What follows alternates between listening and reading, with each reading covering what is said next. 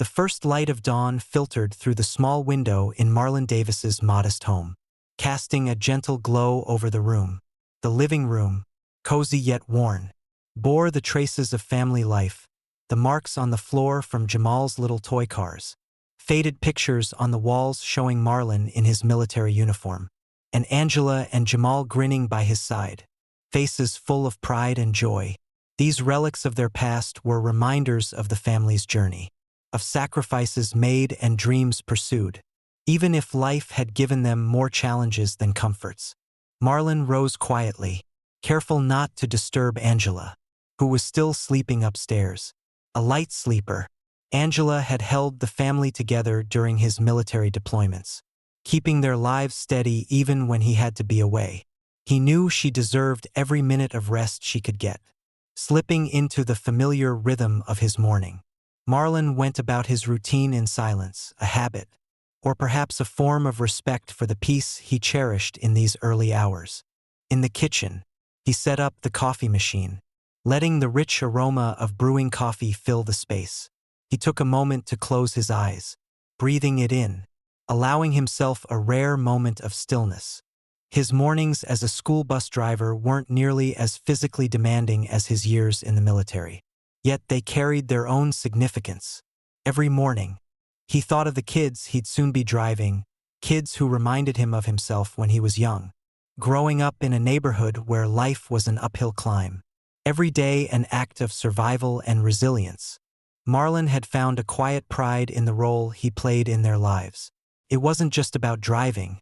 It was about being a steady presence for these kids, someone they could count on to keep them safe. In those brief rides to school, he saw a chance to offer them a sense of stability, even if just for a few minutes a day. Many of the children came from neighborhoods like his own, where too often, opportunities were scarce, and resilience was tested daily. He knew their struggles, and he'd promised himself he'd do what he could to make that journey a little easier for them. As he sipped his coffee, his mind drifted to Jamal, his only son. Jamal was away at college now, the first in their family to go. That pride warmed Marlin's heart every time he thought of it. So many mornings spent driving. Each paycheck, each sacrifice had contributed to getting Jamal to that campus. Marlin wanted the best for him, more than he could even put into words. Jamal was proof that things could change for the better, that with the right support and relentless effort, anyone could break the mold and reach higher. Checking the clock, Marlin knew it was time to go. He took one last sip of coffee, grabbed his jacket from the back of the chair, and quietly slipped out the front door. The cool morning air greeted him, crisp and grounding, carrying a sense of promise. As he walked toward the bus depot, he felt the familiar pull of purpose. Today was another chance to do his part, no matter how small it seemed to others. At the depot, the scene was a comforting mix of noise and camaraderie. The buses lined up in neat rows, their yellow bodies bright against the morning light, engines humming and exhausts puffing in rhythmic clouds. Other drivers moved around, exchanging nods and grins, each of them bound by the unspoken knowledge of their shared responsibilities. Marlin greeted his fellow drivers with a nod and a smile, brief but warm. Despite the early hour, there was a quiet understanding among them, a sense of shared purpose. He approached his bus, checking it over with practiced ease. It was routine, but one he never skipped. Running his hands along the side, he checked for dents or anything out of place. It was a habit from his military days. This attention to detail, in a way, it gave him a sense of control, a reassurance that everything was in order before he took to the streets with his precious cargo. Satisfied that all was well, Marlin climbed into the driver's seat, the familiar rumble of the engine beneath him giving him comfort. He took a deep breath, letting the moment settle around him. The bus felt like an old friend, its rhythm as steady as his heartbeat. He shifted into gear and pulled out of the depot, easing into his route through the neighborhood. One by one, the children boarded the bus, their faces lighting up when they saw him. Marlin greeted each one, calling them by name, exchanging a few words with those who were chatty. He knew their names by heart and, over time, He'd come to know their stories. There was Darius, the aspiring basketball star who always wore his team jersey, even on chilly mornings. Layla, the quiet one with her nose perpetually buried in a book, who sat right up front. And Marcus, the class clown, who seemed to see every moment as an opportunity to make someone laugh. Each child had their own struggles, some evident and others hidden, but Marlin could sense the weight they carried. He saw the way Darius's eyes brightened when he talked about basketball, the glint of dreams he was working hard to make a reality, or the way Layla's shoulders would relax when she'd finally get lost in her book, momentarily escaping the worries of the world outside. To him, these kids weren't just passengers. They were resilient, hopeful souls, each deserving of safety and kindness. As the bus filled with the usual sounds of laughter, chatter, and the occasional sibling quarrel, Marlin found himself smiling. These kids were his purpose, and he treasured every day he could be there for them, giving them a brief moment of normalcy before they stepped into the challenges of their day. When he picked up the last group of students, Marlin settled into the familiar rhythm of the route. From his seat, he could hear Darius and Marcus animatedly discussing a new video game release. "Man, I've been saving up for that," Darius was saying, his excitement infectious. "It's gonna be lit." Marlin chuckled to himself, not fully understanding their slang but loving the joy it brought them. This was what he loved most about his job, seeing their lives unfold in small, beautiful moments. As he drove through the city, his mind drifted to the weekend ahead. He planned to visit Jamal at college, maybe catch a basketball game or grab dinner together. It had been a few months since he'd seen his son, and he missed him more than he liked to admit. In many ways, Jamal was the reason he kept going, day after day, doing everything he could to support his family and be the steady presence these kids needed. With the morning sun casting a warm light over the bus, Marlin felt a quiet pride. He was part of this neighborhood, part of the lives of these children, and he knew, deep down, that this was where he was meant to be.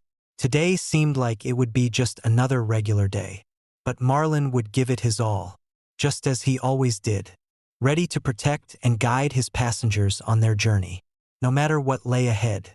The day was off to a peaceful start as Marlin drove the bus through the city, the morning sun casting a golden glow over the buildings, making everything look hopeful and new.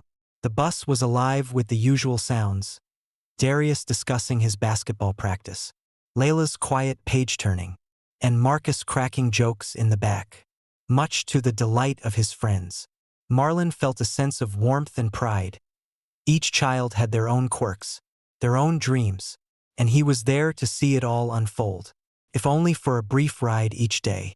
They had just turned onto a quiet road on the outskirts of town, where the noise of the city faded, leaving only the hum of the bus engine and the scattered chirping of birds. Marlin enjoyed this part of the route. It was peaceful, allowing him a moment of calm before the bustling school drop-off. But as he glanced in his rearview mirror, he noticed something unusual. A police car was following them, its lights off but clearly keeping pace. He brushed it off at first, thinking it was routine. Patrol cars occasionally monitored school buses to ensure safety. Still, something about it made him uneasy. His grip on the wheel tightened as he continued driving, his mind briefly wondering if there was a reason they were trailing so closely. The kids hadn't noticed yet. They were engrossed in their own conversations. But as the bus turned onto the main road, the silence was shattered by the sudden flash of blue and red lights behind them. The sharp wail of the siren echoed through the bus, and instantly, every head turned toward the windows, eyes wide with curiosity and fear. Marlin's heart sank. He kept his expression calm, refusing to let the children see any hint of worry. He pulled the bus over, parked it, and took a steadying breath before speaking. "All right, everyone, stay in your seats. Everything's going to be fine," he said, his voice level and reassuring. Layla, who sat in the front row, looked up at him with concern. "What's going on, Mr. D?" she asked, her book now forgotten in her lap. Marlin gave her a small smile. Just a routine stop, I'm sure. Nothing to worry about. But even as he spoke, a feeling of unease gnawed at him. He knew these situations could escalate for someone like him. A black man, especially in certain neighborhoods where he was often looked at with suspicion.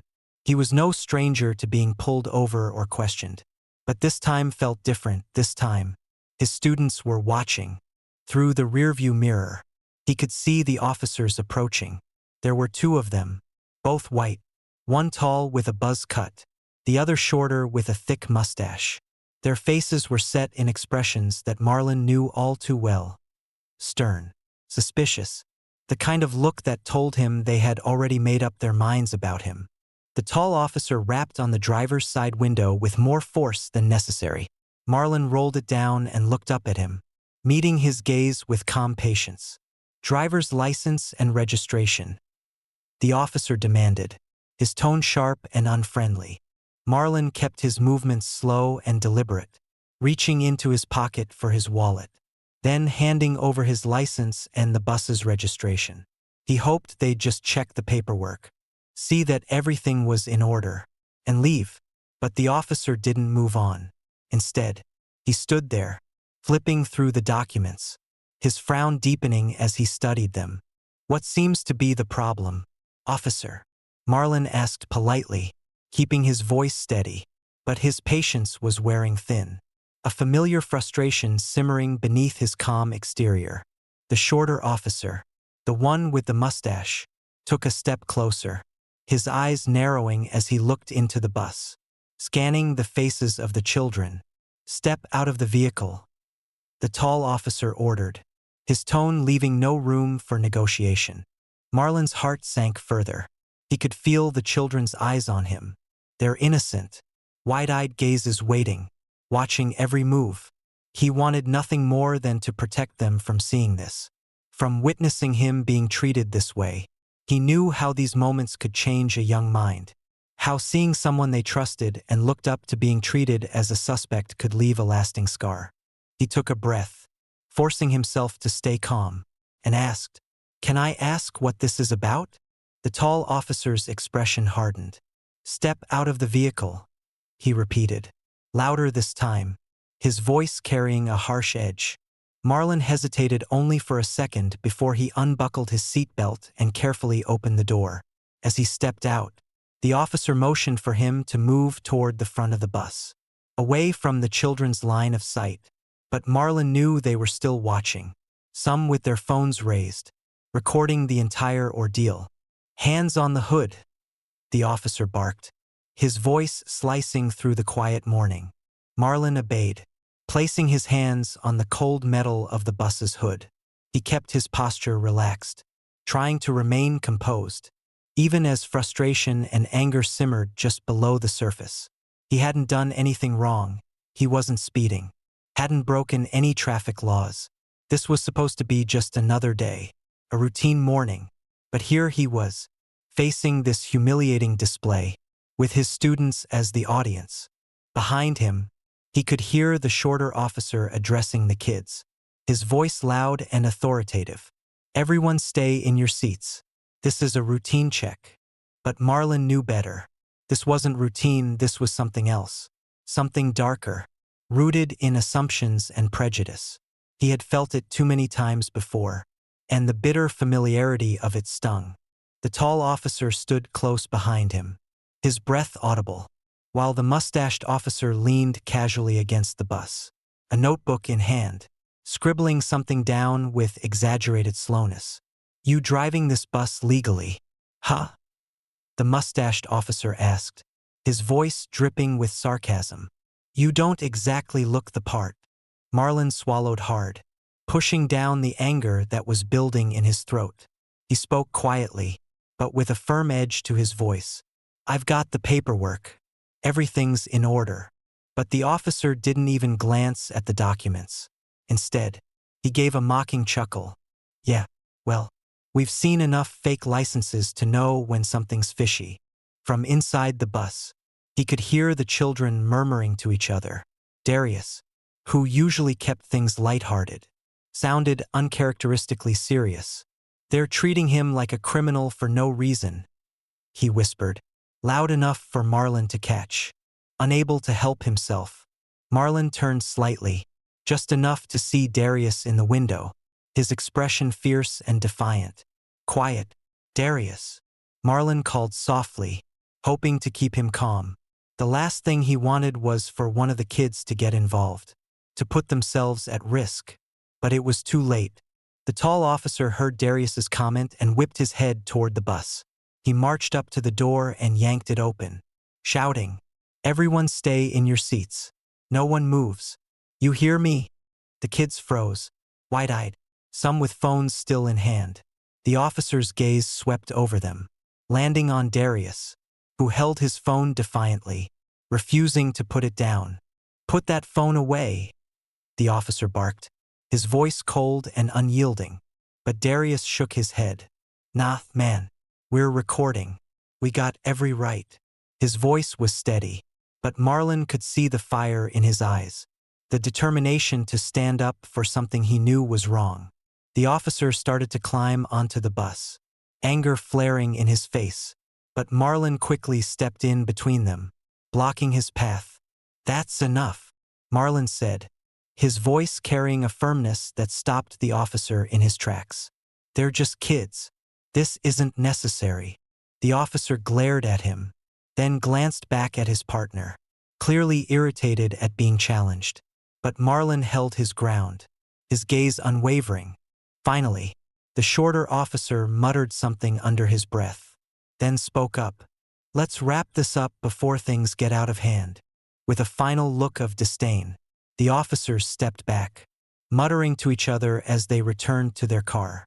Marlin exhaled slowly, his entire body aching from the tension. He climbed back onto the bus, every pair of young eyes watching him with a mix of admiration, confusion, and anger. Darius leaned forward, his phone still in hand. "You okay, Mr. D?" Marlin forced a small, tight smile. "Yeah, kid. I'm okay." But as he started the engine and pulled back onto the road, he knew that nothing was okay. Something had changed, not just in him, but in the children who had watched, witnessed, and understood a harsh reality far too young. Marlin drove the rest of the route to school in silence. The familiar hum of the bus engine felt heavier now, like it was pulling the weight of the morning's incident along with them. The children, usually lively and loud, were quiet, their usual chatter replaced with whispers and stolen glances at Marlin. He kept his focus on the road, his hands gripping the wheel tighter than usual, his mind racing. This wasn't the first time he'd been treated like a suspect because of his skin color, but today had felt different. Today, the kids he cared so much for had seen it all. As they pulled into the school's parking lot, the students filed off the bus, their expressions a mixture of confusion and anger.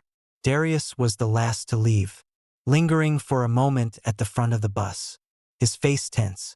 "We got your back, Mr. D," he said, his voice fierce but full of sincerity.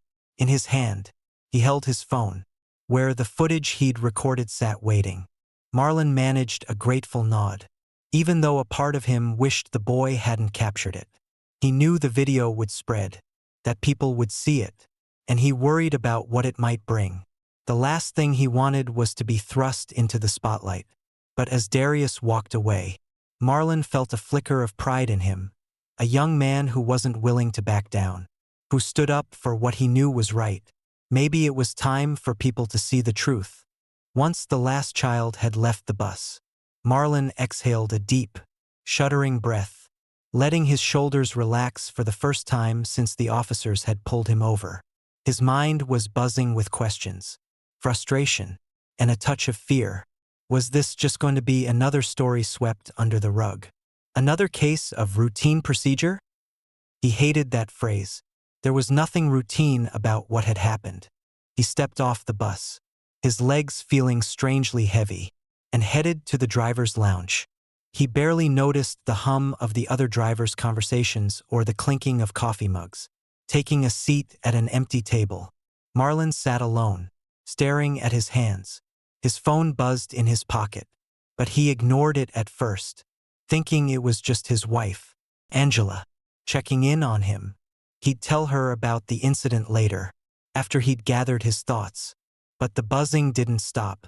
Finally, he pulled out his phone, and as he unlocked the screen, he was greeted with dozens of notifications, messages, missed calls, and, most startlingly, links to a video. His heart pounded as he clicked on one of the messages. It was a link to Darius's social media post, and there, in glaring clarity, was the video. The officers ordering him out of the bus, the children's shocked faces, the tension etched into every frame. The video had gone viral. He scrolled through the comments, feeling his stomach twist with each one. "This is disgusting." One comment read, "How do these officers think this is okay?" Another said, "They're just kids. Imagine the trauma of seeing this." And then, scattered among the outrage, were messages of support. "Stay strong, Mr. D. You didn't deserve this. I don't know you, but thank you for staying calm and standing up for those kids." The posts kept coming, flooding his screen with notifications. Every refresh brought more comments, more people reacting with fury and sadness.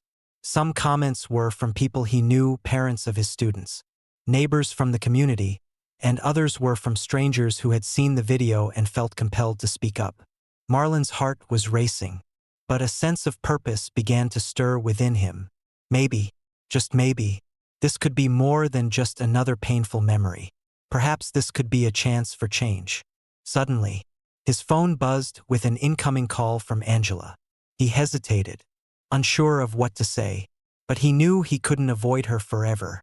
He answered, his voice soft, almost hesitant. "Hey, Ange." "Marlin, are you okay?" Angela's voice was filled with worry, edged with an anger that he recognized all too well. "I saw the video. Jamal saw it too. He called me. He's furious." Marlon sighed, pinching the bridge of his nose as he searched for words. "Yeah, I'm okay. Ange. I don't even know what to think about all of this. It happened so fast. And the kids, they saw everything." Angela's voice softened. "I can't imagine what that was like. Those kids look up to you, Marlin, and now they've seen you treated like that. For no reason at all. It's not fair." "No, it's not," he said quietly, the bitterness creeping into his voice. "But maybe this is what people need to see. Maybe it'll make a difference this time." He paused, his mind spinning. "I just hope it doesn't make things harder on the kids." There was a long silence on the other end before Angela spoke again. "You're a good man, Marlin, and those kids are lucky to have you in their lives. Whatever happens, you're not alone in this. We're behind you, all of us." Her words settled over him like a warm blanket, giving him the strength he didn't know he needed. "Thanks, Ange. that means a lot." They spoke for a few more moments, her voice anchoring him, grounding him. After they hung up, Marlin felt a renewed sense of resolve. He couldn't hide from this. The video was out there, and people were watching, just as he gathered his things. His phone buzzed again, a call from the school principal. Bracing himself, Marlin answered. "Marlin, we've got parents calling in about the video. They're furious, and some are even on their way to the school to talk. They want answers." The principal said, his voice tense. Marlin nodded. Even though the principal couldn't see him, "I figured as much. I'll come by the main office and talk to them. It's important they know what happened." By the time Marlin arrived at the school office, a small group of parents had gathered, their faces a mixture of anger, worry, and something else, gratitude. One mother approached him first, reaching out to grip his hand tightly. "Thank you, Mr. Davis, for standing up for those kids. My son was on that bus, and he told me everything. He said you stayed calm, even when the officers were out of line. I appreciate you." Marlin felt a swell of emotion. Words caught in his throat as he nodded, accepting her thanks. But not all the parents were as composed. A father stormed forward, his face flushed with anger, waving his phone in Marlin's face. "You think this is okay?" My kid had to sit through this nonsense. Watching you get treated like that? How's he supposed to feel safe now?" Before Marlin could respond, another parent stepped in. "Hold up. That wasn't his fault. You saw the video. Those officers went after him for no reason." An argument erupted among the parents, voices rising as they debated, frustrations spilling over. Marlin held up a hand, trying to keep the peace. "Please, everyone," he said, his voice carrying a quiet strength. "We're all on the same side here. I didn't want this to happen in front of the kids. But now that it has, I want to make sure we turn it into something good. Something that can help prevent this from happening again." The principal intervened, raising his hands to quiet the crowd. "Mr. Davis is right. Let's focus on what we can do from here to make sure our children feel safe and supported." Outside, Marlin could already hear the sounds of protest, chants and voices demanding justice. News vans were lined up along the street, reporters jostling for space, eager to cover the latest story of injustice. And in the crowd, Marlin spotted a familiar face, Darius, holding a hand-painted sign that read, "Our driver, our hero." A local reporter approached Darius with a microphone, and Marlin watched, pride swelling in his chest as Darius spoke. "Mr. D always looked out for us. He didn't deserve what happened, and none of us did," he said, his voice steady, full of the confidence and conviction of someone twice his age. "We're standing up for him because he's always stood up for us." The interview spread quickly, and within hours, hashtags like #JusticeForMarlin and #RespectOurDrivers began trending on social media. The outpouring of support was overwhelming, as people from all over the city and beyond rallied behind Marlin, demanding answers, demanding change. Later that night, Marlin sat at home, exhausted but determined. His phone buzzed with messages of support, friends and neighbors reaching out, strangers offering words of solidarity. One message in particular stood out. It was from Darius, who had sent him a simple but powerful text. "You always told us to stand up for what's right, just following your lead. Mr. D." Marlin read the message over and over, a tear slipping down his cheek as he allowed himself a rare smile. This fight wasn't over, not by a long shot. But now, as he looked at the messages flooding his phone, at the love and support from his community, he knew he wasn't standing alone. For the first time in a long time, Marlin felt a sense of hope. The following day dawned overcast, the sky painted in shades of gray, mirroring the tension in Marlin's heart. He'd spent the previous night reading countless messages and comments, seeing the video shared hundreds of thousands of times, each view amplifying the call for justice. But today wasn't just about social media, it was about real, flesh and blood people standing up to be heard. By mid-morning, a protest had gathered outside the local police precinct. The crowd was filled with familiar faces, parents of the kids he drove to school, neighbors who had seen him every day on his route, teachers, and even some of his fellow bus drivers. But there were also strangers, people who had seen the video and were moved enough to join the demonstration, to stand up against the injustice that Marlin and his students had witnessed. Marlin approached the crowd slowly, a mixture of nerves and gratitude churning in his stomach. He'd never been one to draw attention to himself, never imagined that he'd be at the center of a protest. But now, looking at the sea of signs, "Justice for Marlin," "Protect our kids," and "Stop racial profiling," he felt a powerful sense of belonging. This wasn't just his fight. It was the fight of every person who had ever felt unseen, unheard, or mistreated. Among the crowd, he spotted Darius near the front, holding his sign high. Next to him was his mother, standing proudly by her son, her face set in determined lines. Seeing Marlin, Darius raised a fist in solidarity, and Marlin nodded back, his heart swelling with pride. A local activist, Sandra Morales, had taken on the role of spokesperson for the gathering, known for her fierce advocacy and her ability to draw people together. Sandra was a respected figure in the community, and Marlin felt a wave of gratitude that she had stepped up to help. As she took the small stage, her voice rang out over the crowd. "We are here today," Sandra began, "because what happened to Marlon Davis is not an isolated incident. It's part of a pattern that we have seen too many times. People of color being harassed, humiliated, and degraded without reason, without justice." Her words struck a chord, rippling through the crowd. "We will not stand by and watch this happen again. Not to Marlin. Not to our children. Not to anyone in this community." The crowd erupted in cheers, a wave of solidarity and anger spilling over. Marlin watched, humbled by the support, feeling the depth of their shared purpose.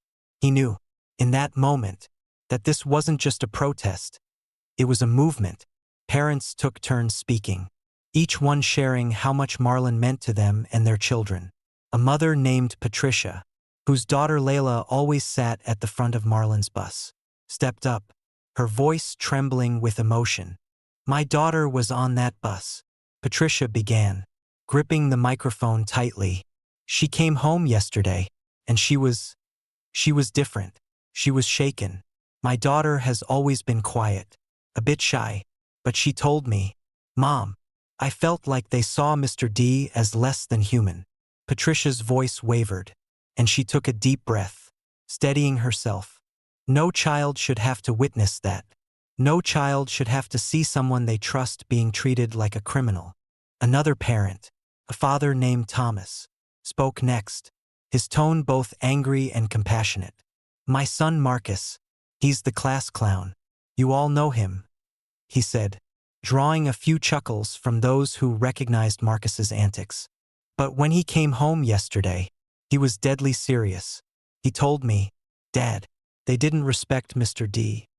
And it wasn't right.' And he's right. This man drives our kids to school every day, keeps them safe, and gives them a place where they feel valued. We owe it to him to stand by him now." As each parent shared their story, Marlin felt the weight of their words settle over him like a mantle, a responsibility he hadn't asked for but couldn't turn away from. He saw how much he meant to these families, how his simple, quiet job had come to represent safety and stability for these children. And in that moment, he knew he couldn't remain silent. Taking a deep breath, Marlin stepped forward. The crowd quieted, all eyes turning to him, their faces expectant and hopeful. He felt a pang of nerves but pushed it down, focusing instead on the gratitude he felt for every person standing there. "Thank you," he began, his voice strong but edged with emotion. "Thank you all for being here. I never thought I'd be standing here like this, with all of you behind me." He paused, letting his words sink in, gathering his thoughts. "I've been a school bus driver for 15 years, and every morning, I get up, not just to drive, but to make sure these kids feel safe, to make sure they know they matter." A murmur of agreement swept through the crowd. "But yesterday," Marlin continued, his voice thickening, "those kids saw something they should never have to see. They saw me treated as less than human. And they saw that sometimes people make judgments before they know who you are. And I hate that they had to see it. But I'm here today, standing with all of you, because maybe this is what needed to happen to make sure they never have to see it again." Applause erupted, people cheering and clapping, their voices echoing off the walls of the precinct. Marlin's heart pounded as he looked out over the crowd, feeling the strength of their shared purpose. Darius caught his eye, nodding with quiet respect, a look of fierce pride on his young face. Marlin knew that Darius had been changed by what he saw, but he also knew the boy's determination would drive him to keep standing up for what he believed in. As the protest continued, more people joined.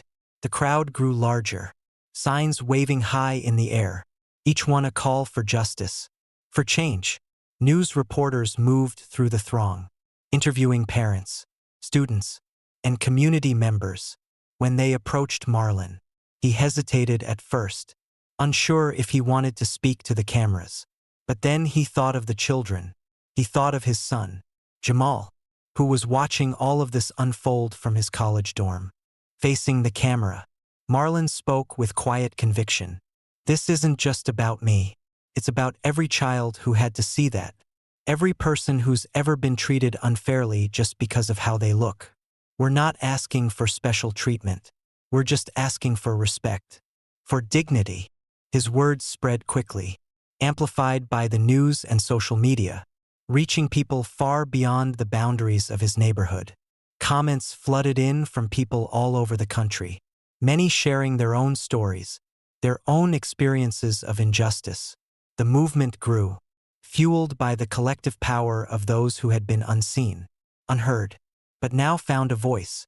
As the sun began to set, casting a warm glow over the crowd, Sandra Morales took the stage one final time. "We're not done here," she declared, her voice strong. "This is just the beginning. We'll keep pushing, keep demanding, until we see real change, until we see respect and accountability." The crowd cheered in agreement, their voices merging into a powerful call for justice that reverberated through the streets. As Marlin stood among them, surrounded by his community, he felt a deep, unbreakable connection with each person there. He realized that this wasn't just a fight against a single act of injustice. It was a fight for a better world, one where his son, the children on his bus, and every person who had ever been dismissed or mistreated could walk with their heads held high, knowing they were valued. When the protest finally wound down, Marlin stayed behind, watching as people dispersed, his heart full yet heavy.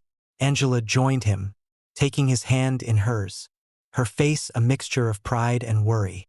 They didn't speak, but the weight of the day, the enormity of what they were a part of, settled between them, a quiet but unspoken vow. As they walked back home together, Marlin felt the fatigue in his bones, but he also felt something else, a glimmer of hope.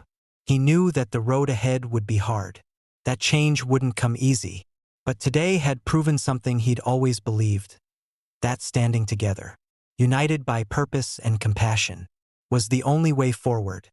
The fight was just beginning, but for the first time, Marlin knew that he had an army of allies by his side, and together, they would push forward, one step at a time, until justice was more than just a word, it was a promise. The morning after the rally, Marlin woke up to a flood of notifications on his phone. He was still groggy, the events of the previous day lingering in his mind, each memory layered with exhaustion and hope. He lay in bed for a moment, staring at the screen, reading the messages that continued to pour in. Words of support, outrage, calls for justice. The world, it seemed, was no longer willing to look the other way. Angela sat beside him, her hand resting gently on his shoulder. She was already dressed, her face etched with the same tension he felt in his own bones.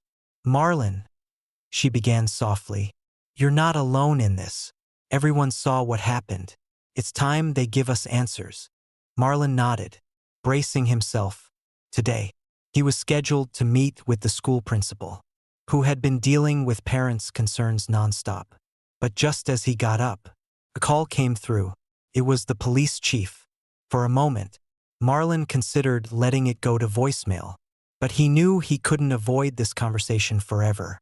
Taking a deep breath, he answered, "This is Marlon Davis." "Marlin."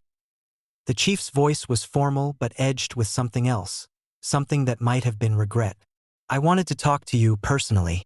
I've reviewed the footage from yesterday, and we're taking this very seriously. The officers involved have been placed on administrative leave, and there will be a full investigation." Marlin felt a flicker of something, relief, maybe, though it was faint. "I appreciate the call, Chief, but the community is looking for more than just an investigation. We've seen investigations before, and most of the time, nothing changes." There was a pause on the other end, and Marlin could almost hear the chief's reluctance. "I understand, Marlin. I do. But we need to follow procedure." "Procedure?" Marlin echoed, a thread of frustration creeping into his voice. "Procedure was what got us here. I was following procedure, doing my job, driving those kids to school. And yet, I was treated like a criminal in front of them. That's not just about me. It's about the message it sends to those kids. The chief sighed, his tone softening. Look, Marlin, I get it. This isn't easy for anyone. I'm trying to do the right thing here, but I have to handle this through the proper channels. Marlin clenched his jaw, forcing himself to keep his tone steady. I'm sure you have a lot of pressures, Chief, but those pressures don't compare to the reality those kids face now. Knowing that one wrong move could mean they're seen as suspects. 2. Those officers weren't just questioning me. They were teaching those kids something. And it's something they should never have to learn. Another long pause. Marlin, give me some time to work this out. The chief said finally, there will be consequences. I assure you, just stay patient. With that, the call ended, leaving Marlin with a mixture of anger, frustration, and a quiet sense of determination. He was tired of waiting, tired of the cycle of promises and procedures that seemed to lead nowhere. He knew he couldn't let this issue fade away. Not now, not with everyone watching. Later that morning, he arrived at the school, where the principal greeted him with a grim expression. Marlin, the parents are rallying. They're worried, and rightfully so. They want a resolution. The principal led Marlin to the school auditorium, where a group of parents had gathered, their faces tense and expectant. Patricia, Layla's mother, stood at the front, her expression one of fierce determination. Marlin, she began as soon as he entered. We've been talking, and we won't accept just another investigation that leads nowhere. We need assurances, real changes that ensure our kids are safe and respected. And we want those officers held accountable. A murmur of agreement swept through the parents. Marlin could feel the weight of their words, the urgency in their voices. He had never asked to be anyone's hero, but here he was, a symbol of something larger than himself. And he knew he couldn't let them down. I'm with you, Marlin said, his voice steady. I didn't ask for this, but now that it's happened, I can't ignore it. Our kids deserve better, and if we have to fight for that, then we will. Thomas, Marcus's father, nodded. We're not backing down. Marlin, we're going to the school board, the police department, whoever we need to talk to. They need to understand that this community is united. Sandra Morales, the activist who had spoken at the rally, joined the group, her voice carrying the same fire it had the day before. We're putting together a petition. Marlin, we're calling for a full review of the precinct's practices, especially when it comes to racial profiling. This can't keep happening. Not here. Not anywhere. Marlin felt a rush of gratitude, humbled by their support. They weren't just talking about change, they were making it happen. He felt the stirrings of something he hadn't expected. Hope. The meeting continued. Parents and activists discussing strategies, planning protests, and preparing statements. Marlin knew this wasn't going to be an easy journey, but with every parent who spoke, with every commitment they made to stand together, he felt his own resolve strengthening. Later that afternoon, Marlin received a message from a local news station requesting an interview. He hesitated, wary of exposing himself further. But he realized the importance of using this platform. The world needed to know the truth. Not just his story, but the stories of all the families standing behind him. That evening, Marlin sat down in front of the cameras, the bright lights making him feel exposed but resolute. The reporter, a young woman named Jessica, leaned forward, her face filled with empathy and curiosity. Marlin, thank you for speaking with us. She began. This video has sparked a national conversation about racial profiling and the treatment of Black men in everyday situations. How are you feeling about the response? Marlin took a deep breath, steadying himself. I'm grateful for the support, for everyone who stood with me. But this isn't just about me. It's about those kids who had to see this, who had to learn a painful lesson about how the world sees them. They didn't deserve that. No child deserves to grow up fearing the people who are supposed to protect them. Jessica nodded, her expression thoughtful. What do you hope will come out of this? What changes do you think need to happen? Marlin paused, gathering his thoughts. I want accountability, not just for those officers but for every system that allows this kind of behavior to go unchecked. Our kids need to see that there's justice, that there's respect for all people, regardless of how they look. And I want this to be a lesson for everyone who's watching, that we have to do better. We have to do better for the next generation. The interview aired that night, sparking renewed support and further outrage. Messages flooded in from people across the country, people who saw their own experiences reflected in Marlin's story. But as the attention grew, so did the backlash. Critics questioned the motives behind the protest, claiming the officers were just doing their job, that Marlin had overreacted. Marlin tried to ignore those voices, focusing instead on the progress being made. The police department, under pressure from the public, announced a new policy review. The school district pledged to provide anti-bias training for all employees and asked Marlin to join a committee on community relations. Though the steps were small, each one felt like a victory. He could feel the tide shifting, slowly but surely, and he was proud to be part of it. The next morning, Marlin stood at the bus depot, preparing for his usual route. As he climbed into the driver's seat, he spotted a small crowd of students and parents waiting for him, their faces filled with gratitude and admiration. Darius stood at the front, holding up a sign that read, "Thank you, Mr. D." Marlin swallowed the lump in his throat, nodding to them as he took his seat behind the wheel. This was why he did it, why he kept going, even when the weight of it all felt too heavy to bear. Because these kids, these families, were worth every fight, every sacrifice. As he started the engine and pulled out onto the road, the familiar sound of laughter and chatter filled the bus. The children, some of them still holding signs of support, waved at him from the seats, their faces full of hope. For the first time in a long time, Marlin felt a deep sense of peace. He knew the journey wasn't over, that there would be more challenges, more struggles ahead. But he also knew, without a doubt, that he was not alone. Together, with his community by his side, they would continue pushing forward until respect and justice were more than just words. They were promises kept for all. As the movement gained momentum, Marlin found himself at the heart of a storm he never imagined he'd be a part of. His once quiet life had become a whirlwind of meetings, press interviews, and calls with community leaders, all pressing for one thing: real, tangible change. But behind each interaction, Marlin's thoughts returned to the kids on his bus, the ones who had witnessed the whole ordeal, and the promises he had made to them, not in words, but in the way he treated them, offering them respect and security every single day. That day, Marlin received a call that would shift everything further. Sandra Morales, the activist who had led the first protest, was on the line. "Marlin," Sandra's voice was warm but urgent. "We're organizing a town hall meeting. It's our chance to bring the police chief, the city council, and the community together to discuss what happened and what needs to change. We want you to be our main speaker." Marlin paused, feeling the weight of her words settle over him.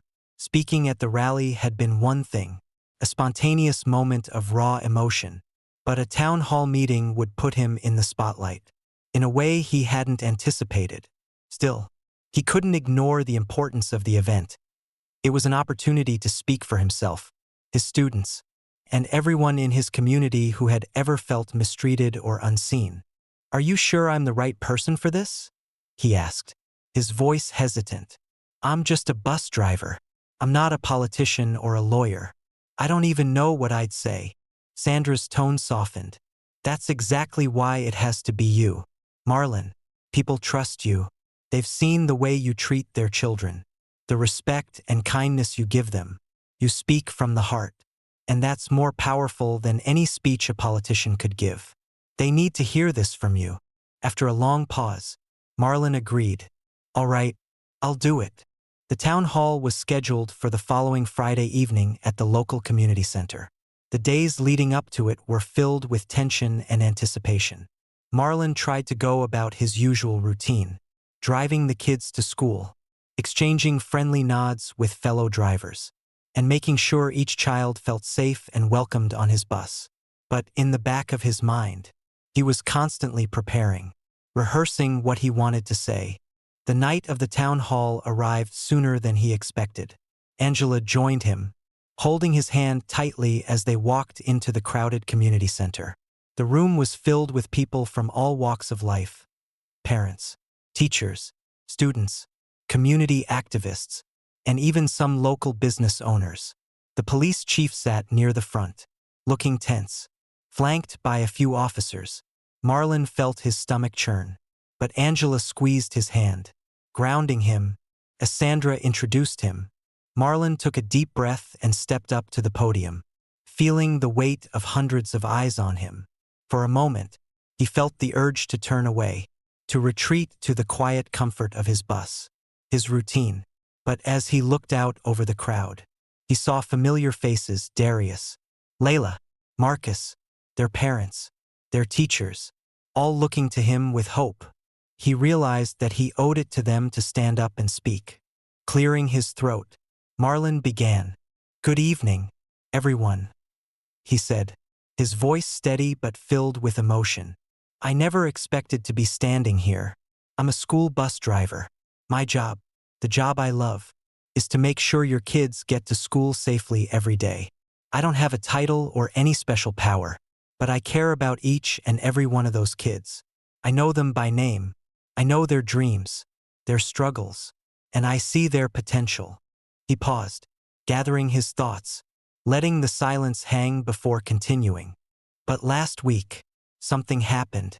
I was treated like a criminal in front of those kids, without reason, without respect, and they saw it.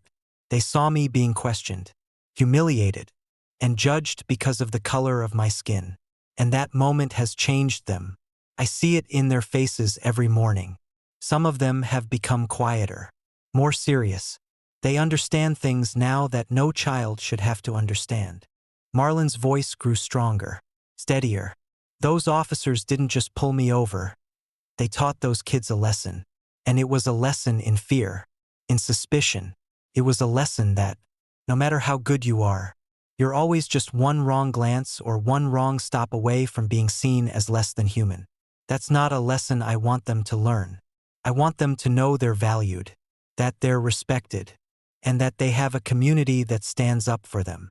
The room was silent, every face turned toward him, absorbing his words.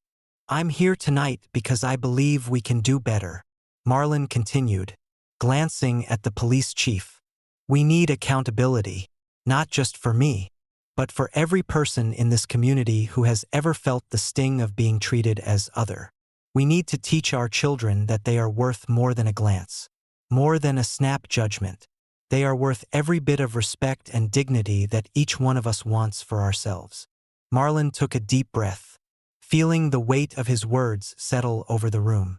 "I'm asking for real change, not just another investigation, not just a promise. I'm asking for action, anti-bias training, policies that reflect our values, and a commitment to treating every person, no matter who they are, with respect." The crowd erupted into applause, people standing and cheering, their voices filling the room. Marlin felt a surge of relief, his heart pounding as he looked out at the faces of people who had become his allies in this journey. He glanced over at Angela, who gave him a small, proud nod, her eyes shining with pride. After the applause subsided, the police chief stood up, looking uncomfortable but resolute.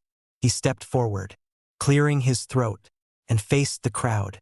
"Marlin, thank you for sharing your experience," he began, his voice low but steady. "I understand that what happened was wrong, and I won't make excuses. We have a duty to do better, and I am committed to making sure that we do. I've spoken to my team, and we're implementing mandatory anti-bias training. Additionally, we're establishing a community review board so that incidents like this can be handled transparently, with community input." Marlin watched, a mixture of relief and skepticism filling him. He appreciated the gesture, but he knew that words alone wouldn't change the deep-seated issues they were facing. The chief continued, "This review board will include members of the community, including individuals from various backgrounds, to ensure we're all held accountable. We want to rebuild trust, not just by saying the right things but by doing them." The crowd murmured in response, some hopeful, others skeptical. Marlin nodded, his expression serious. "That's a start," he said. "But trust isn't something you can demand. It's something you earn. And I hope that with these steps, we're moving in the right direction. But we'll be here watching, making sure that these changes happen." The chief nodded, accepting the challenge. Marlin could see the determination in his eyes, a sign that maybe, just maybe, things were finally beginning to shift. As the meeting wrapped up, Marlin was surrounded by people wanting to shake his hand, to thank him, to share their own stories. Darius and his mother came up to him, and the boy looked up at Marlin with an expression of awe. "You did amazing, Mr. D," Darius said, his voice filled with admiration. "You're standing up for all of us." "Thank you." Marlin knelt down, meeting Darius's gaze. "No, Darius, I'm just following your lead. You were the one who started this, who had the courage to stand up and record what happened. I'm proud of you, and I'll keep standing up as long as I can." As they left the community center, Marlin felt lighter, a newfound sense of hope filling him. He had taken a stand, not just for himself but for his students, his community, and everyone who had ever felt the sharp sting of injustice. The journey wasn't over, and the road ahead was sure to have challenges. But for the first time, Marlin felt a powerful sense of purpose. With Angela by his side, he walked home under the streetlights, feeling the quiet strength of a community united. He knew that the real work was only just beginning. But as he looked up at the stars, he allowed himself a moment of peace, knowing that together, they could move mountains.